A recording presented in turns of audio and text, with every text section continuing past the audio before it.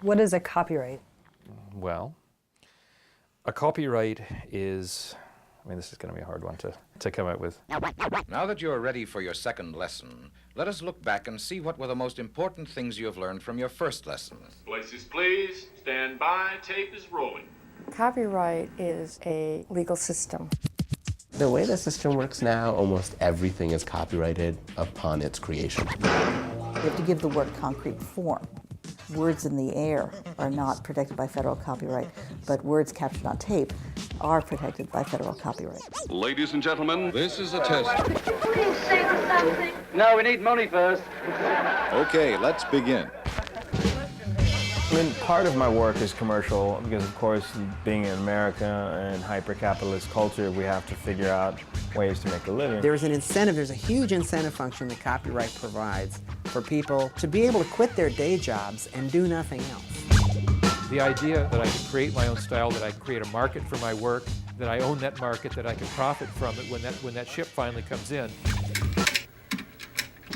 One of the things that's happened with copyright over the course of the 20th century is that it was optimized for a particular way of doing business. You cannot have high-class entertainment if 50 million taping machines are out there in an unauthorized fashion with no compensation to owners, taking from them what rightfully belongs to them. Citizens are becoming more creators. The computer allows you to create.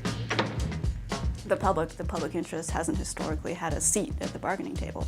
And so it's been very hard to define what the public interest is, what artists' interests are. People need to express themselves by relating what they have to prior pieces of culture. Increasingly, just because of the technology, the way they do that is going to trigger copyright. It's going to set off copyright. Here's the deal about copyright. Copyright is not an ownership right like a chair, like you own the chair. It's a set of social bargains that a whole society makes about how we're going to all use the intellectual property that is created by this society. Because it's not like other kinds of property. It really isn't. Any other thing that you call property is something that can be taken away from you. Real property is scarce, intellectual property is not. If I have a horse, you get my horse, you can ride, I can't. I made this. I bought a piece of lumber at the lumber store. I bought some art supplies. I could leave that lumber and those art supplies in a room for 1,000 years, and they won't make that picture. Look at all this stuff! Didn't you know? Why, you're valuable property! Do you guys think it's fair if we put your video up on the screen and somebody took it to make their own video or took a piece of your video to put in their video? Is that fair? Did that make you mad? No, I went to make money. That's a good question. As long as I think that I am fairly using something, that I can take portions of films or songs and incorporate them into the text that I make. That's correct.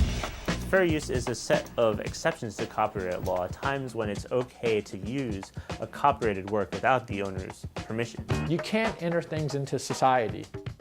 You cannot enter things into society and say, this is a part of your world, and then not allow people to refer to them. We think we're such kind of First Amendment iconoclasts, freedom of speech. We think that there's, as artists, that there's no taboo left, There's no boundary which we won't transcend, except the one marked private property, do not enter. Drop. What we've done with intellectual property is made it a privilege to think, a privilege to express ourselves. That I think we can't do. It's true that we live in a society where large corporations own these copyrights and that distorts in some ways what happens on the policy scene. On the other hand, you have to ask yourself, what would happen in a world without copyright? How screwed would the little guy be? We've all got to make allowances, find our equilibrium at every turn. How? I love it when people who are worried about circulation remind us, of the role that art should play in our lives beyond just our ability to purchase it. But I don't love it so much that I give up on the idea that we can have both circulation and compensation. From now until your next lesson, we want you to study carefully every section of Lesson 6 and to go back over Lesson 4. Practice carefully, and you will be ready for the new techniques and new situations we will cover together in Lesson 5.